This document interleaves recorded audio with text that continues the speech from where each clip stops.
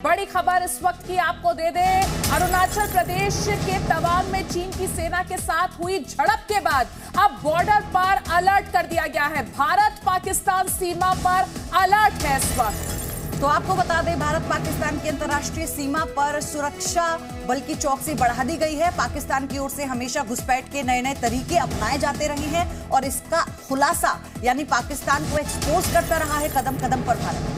और इस बीच ये बड़ी खबर कि अब भारत पाक सीमा पर भी अलर्ट कर दिया गया है। भारत पाकिस्तान सीमा पर इस वक्त अलर्ट है। भारतीय सेना और सुरक्षा बल हाई अलर्ट पर है।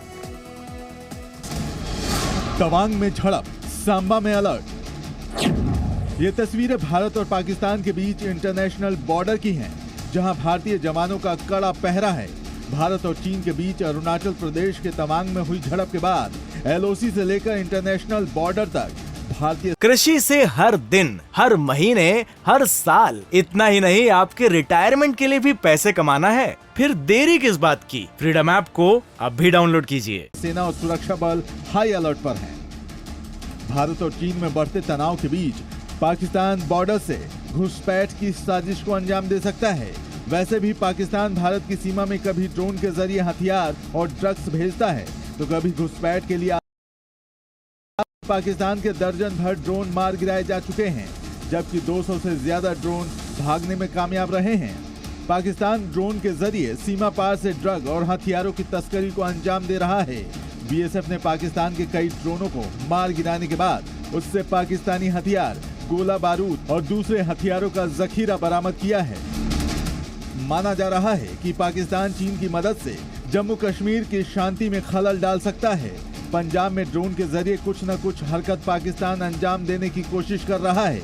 ऐसे में बीएसएफ ने चौकसी बढ़ाते हुए गश्त और नाके पर जवानों की संख्या भी बढ़ा दी है। यहाँ दिन हो या रात, किसी भी मौसम में 24 घंटा हर चुनौती के लिए, हर निकलने वाले दुश्मन के लिए तैयार है। भारत पाकिस्तान सीमा की कुल लंबाई 3,323 किलोमीटर है, जिसमें जम्मू कश्मीर में इसकी लंबाई 1,222 किलोमीटर है। वहीं राजस्थान की सीमा से लगी इसकी लंबाई 1,170 किलोमीटर है। इसके बाद गुजरात में 506 किलोमीटर लंबी सीमा पाकिस्तान से लगती है, जबकि पंजाब में 425 किलोमीटर लंबी सीमा पाकिस्तान से साझा करता है। भारत और पाकिस्तान की सीमा को लाइन ऑफ कंट्रोल कहते हैं, जबकि भारत और चीन की सीमा को लाइन ऑफ एक्चुअल कंट्रोल कहा जाता है। एलएसी पर तनाव हालिया वर्षों में कुछ ज्यादा ही गहरा गया है। विवाद पहले भी था, लेकिन तब इस तरह की झड़प या टकराव देखने को कम ही मिलता था। ब्यूरो रिपोर्ट, जी मीडिया। भारत और चीन के बीच बॉर्डर पर जारी तनाव के बीच जम्मू कश्मीर की पूर्व मुख्यमंत्री महबूबा मुफ्ती ने विवादित बयान दिया है। आपको सुनाते हैं महबूबा मुफ्ती ने क्या कहा है। तवांग में जय हिंद की सेना ने चीन के सैनिकों की जमकर पिटाई की और उन्हें पीछे हटने पर मजबूर कर दिया।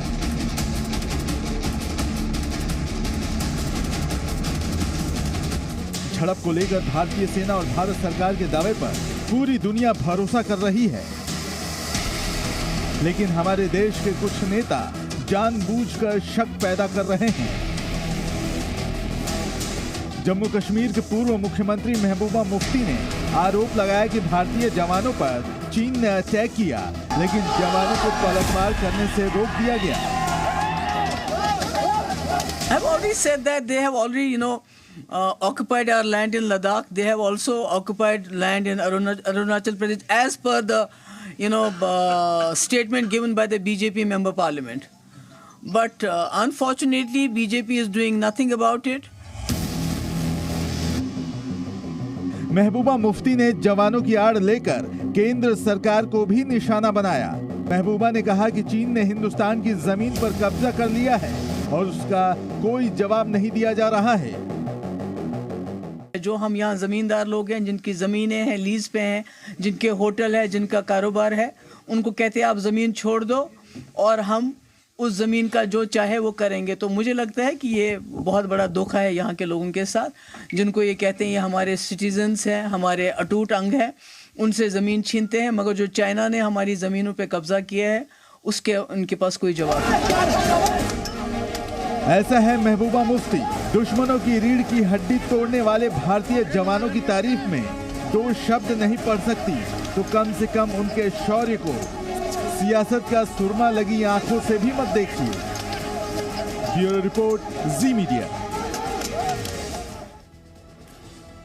और नमस्ते इंडिया में इस वक्त की बड़ी खबर। संयुक्त राष्ट्र सुरक्षा परिषद में पाकिस्तान के विदेश मंत्री बिलावल भुट्टो के कश्मीर ड्राग का भारत के विदेश मंत्री एस जयशंकर ने तीखा जवाब दिया है। विदेश मंत्री ने कहा कि जिस देश ने अलकायदा आतंकी उसामा बिन लादेन की मेजबानी की हो और पड़ोसी देश की संसद पर हमला किया हो, ऐसे देश के पास दूसरों को उपदेश देने की साख नहीं बची है। तो एक बार फिर से अंतर्राष्ट्रीय मंच पर भारत के विदेश मंत्री एस जयशंकर ने पाकिस्तान को आड़े हाथों लिया है। यूएन में भारत की पाकिस्तान को फटकार, इस वक्त की बड़ी खबर।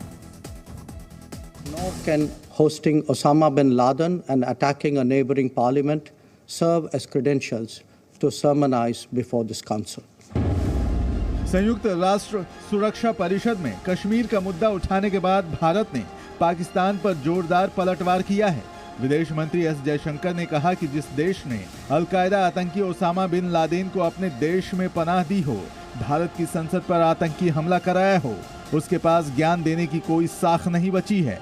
दरअसल विदेश मंत्री एस जयशंकर यूएनएससी में पाकिस्तान के विदेश मंत्री बिलावल भुट्टो के कश्मीर का मुद्दा उठाने पर जवाब दे रहे थे। If we want to see the success of multilateral institutions, the success of multilateralism, the success of this very council, then surely you can aid in this process and allow for the implementation of UN Security Council resolutions. When it comes to the question of Kashmir, prove that multilateralism can succeed. Prove that the United Nations Security Council, under your worthy presidency, can succeed. Bharat दिसंबर 2022 के लिए संयुक्त राष्ट्र सुरक्षा परिषद की अध्यक्षता कर रहा है। यूएनएससी के सत्र का नेतृत्व करते हुए विदेश मंत्री एस जयशंकर ने चीन और पाकिस्तान पर निशाना साधते हुए कहा कि आतंकवाद की चुनौती पर दुनिया के ज्यादातर देश एक साथ हैं, लेकिन एक गुट ऐसा भी है जो इस मंच का गलत इस्तेमाल करते हुए आतंकियों को संरक्षण देने का काम कर रहा है। The credibility of the UN depends on its effective response to the key challenges of our times, be it pandemics, climate change, conflicts, or terrorism. While we search for the best solutions, what our discourse must never accept is the normalization of such threats. The question of justifying what the world regards as unacceptable should not even arise. That certainly applies to state sponsorship of cross-border terrorism. गौरतलब है कि चीन ने इस साल पाकिस्तान के आतंकियों पर प्रतिबंध लगाने में अडंगा लगाया था। भारत ने साजिद मीर, अब्दुल रऊफ, अब्दुल मक्की, शाहिद महमूद जैसे आतंकियों पर प्रतिबंध लगाने का प्रस्ताव रखा था, जिस पर चीन ने अड़ंगा लगाया था। ब्यूरो रिपोर्ट, जी मीडिया। वहीं यूएनएससी में स्थायी सदस्यता के लिए भारत को लगातार समर्थन मिल रहा है। स्थायी सदस्यता के लिए फ्रांस और ब्रिटेन का साथ भारत को मिला है। यूएई ने भी भारत का समर्थन किया है। इसी बीच